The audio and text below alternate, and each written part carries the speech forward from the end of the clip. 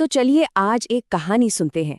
कहानी का नाम है एक जिंदगी का हिसाब, आखिरी दिन का सच। ये कहानी उस हिसाब किताब के बारे में है जो शायद हम सभी को जिंदगी के किसी न किसी मोड़ पर करना पड़ता है। कहानी की शुरुआत ही एक बड़े गहरे सवाल से होती है। क्या कोई इंसान अपनी पूरी जिंदगी की कमाई अपने साथ लेकर जा पाता है? बात तो सही है। अब देखिए, जवाब तो हम सबको मालूम है ना? लेकिन जिंदगी की भाग दौड़ में ये सवाल कहीं पीछे ही छूट जाता है। तो हमारी कहानी के जो मुख्य पात्र हैं वो है राघव, और आज का दिन उनके लिए बहुत खास है। क्यों? क्योंकि आज उनकी सरकारी नौकरी का आखिरी दिन है, मतलब उनका रिटायरमेंट, और ऑफिस में उनके लिए एक छोटी सी विदाई पार्टी भी रखी गई है। अब राघव को समझने के लिए उनके जिंदगी जीने का फलसफा समझना जरूरी है। उनका एक ही मंत्र था, बचाओ, जोड़ो और खर्च तो बिल्कुल मत करो। उन्होंने अपनी पूरी की पूरी जिंदगी बस इसी एक नियम के आसपास जी ली। ऑफिस में तो सब उन्हें इसी बात के लिए जानते थे, मतलब अपनी जेब से कभी एक चाय तक नहीं पिलाई किसी को। लेकिन हाँ, दूसरों से खैनी मांगनी हो या चाय के लिए कहना हो, इसमें उन्हें कोई झिझक नहीं थी। और वादा हमेशा एक ही होता था, अरे कल मैं पिलाऊंगा। पर वो कल आज तक कभी आया ही नहीं। तो अब आते हैं कहानी के पहले हिस्से पर, एक अजीब विदाई।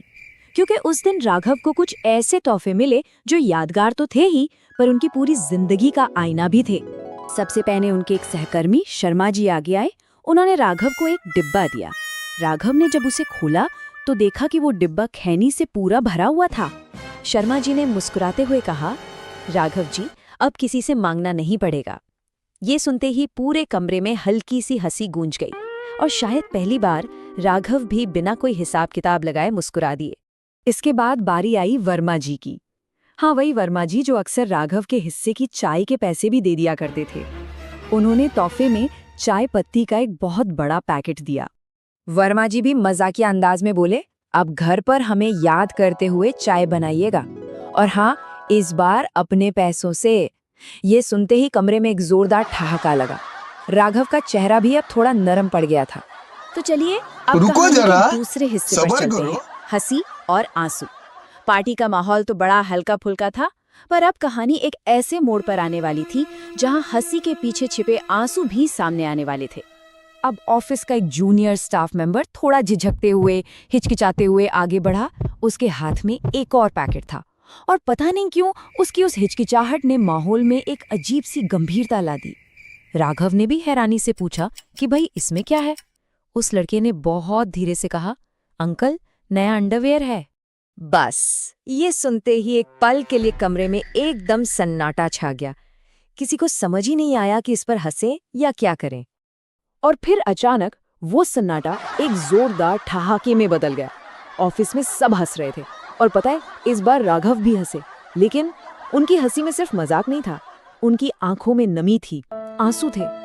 वो तोहफा सिर्फ एक मजाक नहीं था, नहीं, वो तो जैसे किसी ने राघव की पूरी जिंदगी का आईना उनके सामने रख दिया हो।